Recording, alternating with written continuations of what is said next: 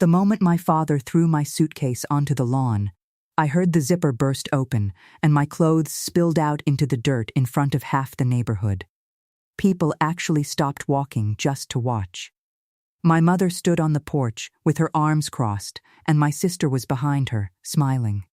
And then my dad said the words that changed everything. "If you're broke, you're not our responsibility anymore." That was the moment I stopped being their daughter. I didn't always hate my family. That's the truth that makes this story hurt more. Growing up, I was the quiet one, the invisible one. My older sister, Lauren, was everything my parents ever wanted.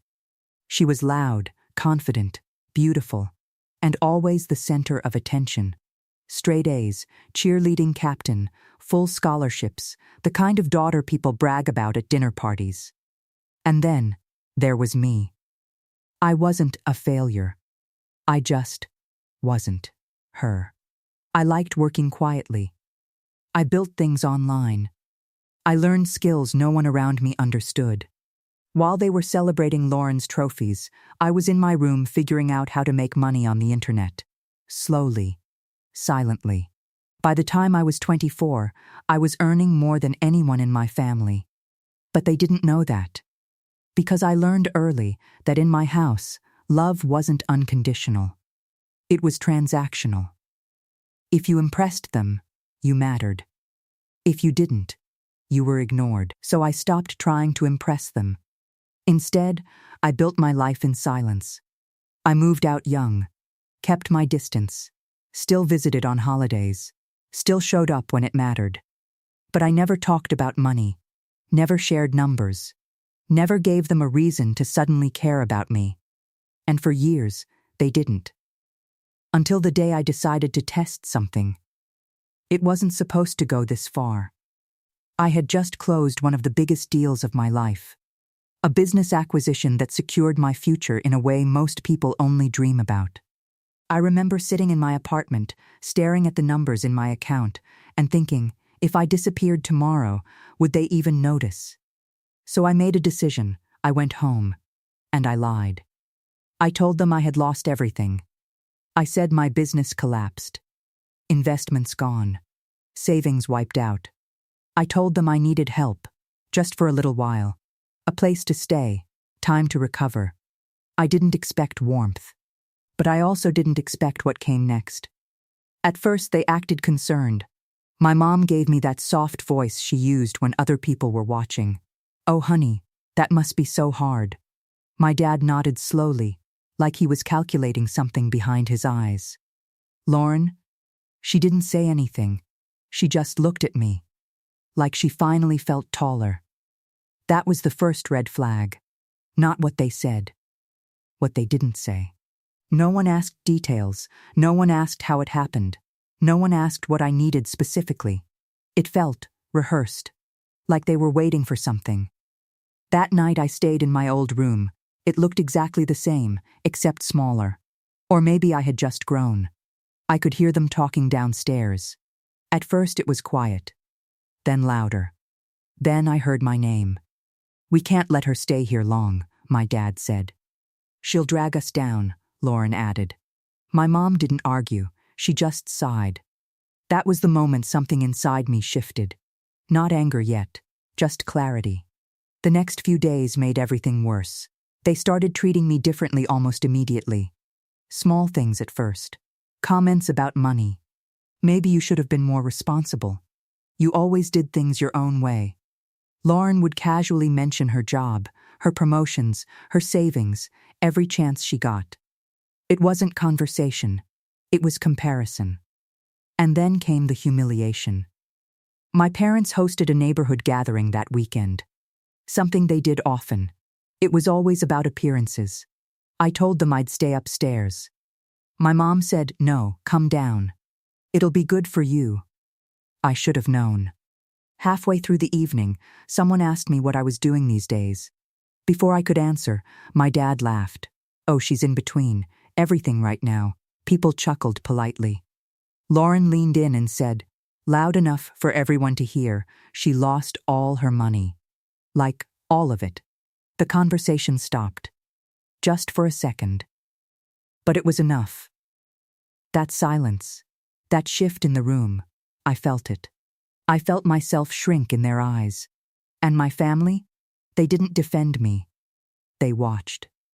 That's when the humiliation turned into something else, something heavier. The next morning, my dad knocked on my door. No warmth, no softness, just business.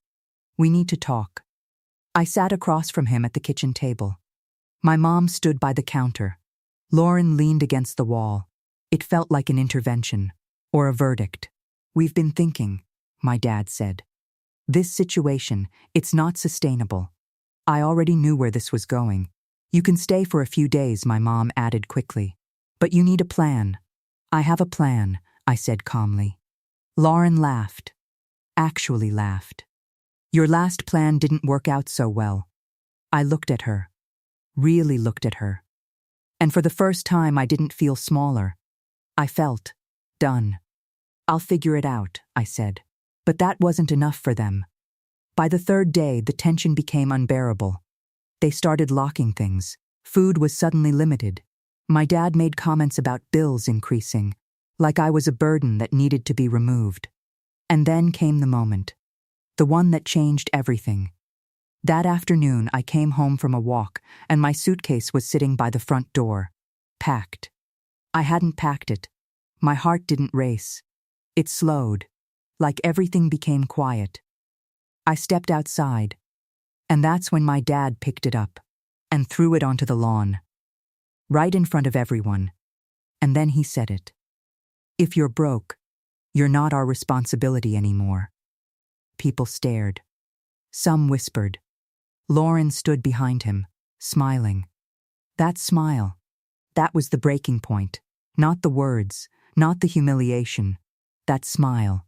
That's when I realized the truth. They didn't love me. They loved what I could represent.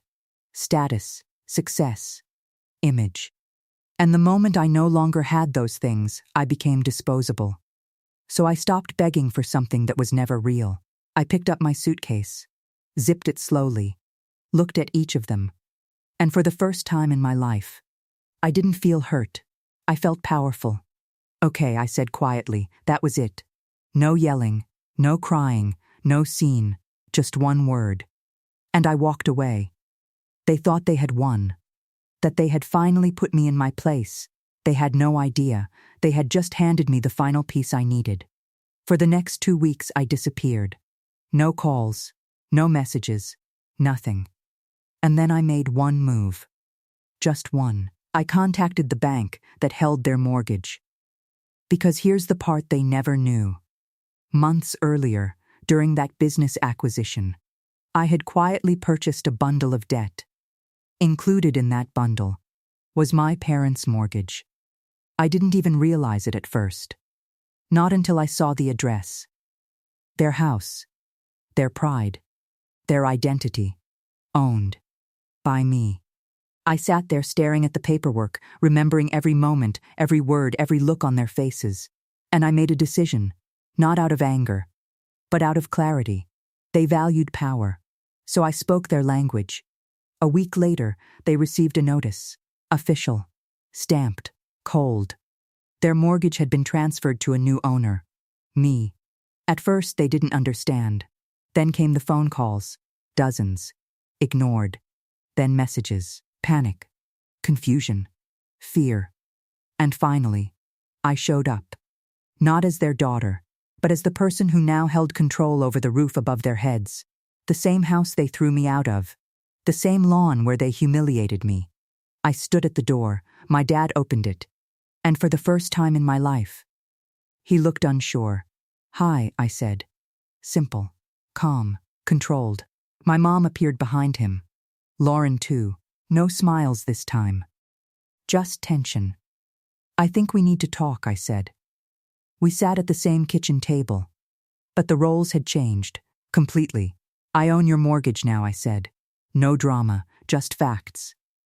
Silence filled the room, heavy, uncomfortable, real. That's not possible, my dad said. It is, I replied, and I have all the paperwork to prove it. My mom's face went pale. Lauren looked like she couldn't breathe. And then came the shift. The same one I felt at that party, but reversed. Now they were the ones shrinking. You tricked us? Lauren whispered. I shook my head. No, I said. You showed me who you are. That hit harder than anything else. I came to you for support, I continued. And you threw me away. My dad tried to speak. I didn't let him.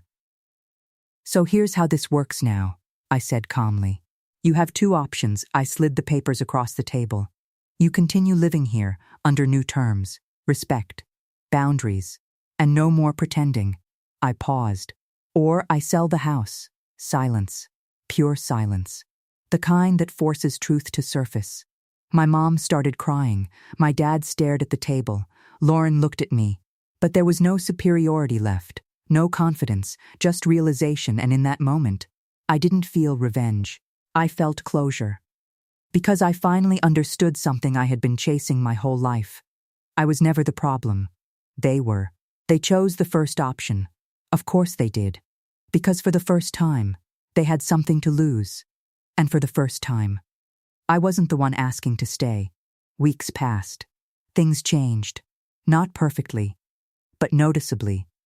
They spoke to me differently, listened more, held back their words. Because now, there were consequences.